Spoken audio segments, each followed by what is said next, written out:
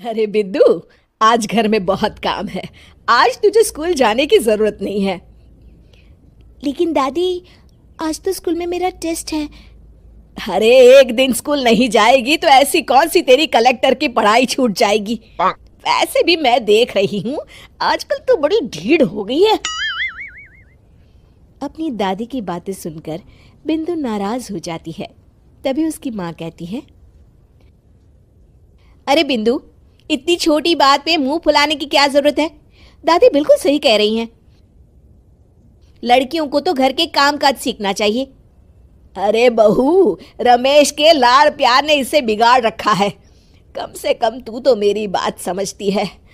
अच्छा, मेरी पूजा का समय हो गया है, मैं पूजा करने जा रही हूँ। इतना कहकर रमेश की माँ वहां से चली जाती है। इस तरह बिंदु की दादी और माँ दोनों अक्सर उसे घर के कामों में ही उलझा कर रखते थे। कुछ दिनों के बाद राजू और बिंदु के 10वीं के रिजल्ट्स आते हैं।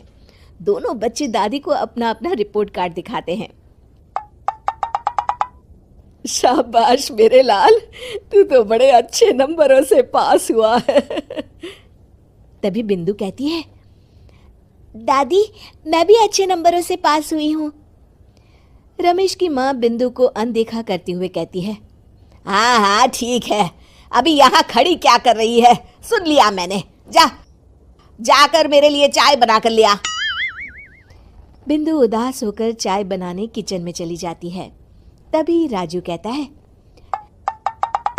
दादी मैं क्रिकेट के कोचिंग सेंटर में एडमिशन लेना चाहता हूँ। अरे वाह राजू बेटा, ये तो तूने बड़ी अच्छी बात कही। तू कल ही अपना एडमिशन करा ले, जितनी भी फीस होगी मैं दे दूंगी। अरे एक दिन मेरा पोता विराट कोहली बनेगा। इस तरह अक्सर रमेश की माँ अपनी पोती बिंदु के साथ दुर्व्यवहार करती थी।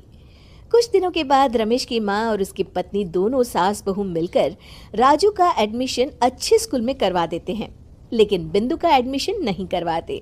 इस बात से नाराज होकर बिंदु अपनी दादी से कहती है, लेकिन दादी मुझे भी आगे की पढ़ाई करनी है।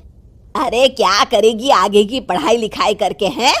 आज से ये पढ़ाई का भूत अपने दिमाग से उतार दे। इतना कहकर रमेश की माँ वहां से चली जाती है।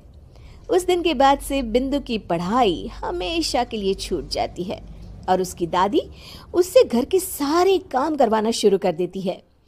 इस तरह उसका सारा दिन घर के कामों में ही बीत जाता था।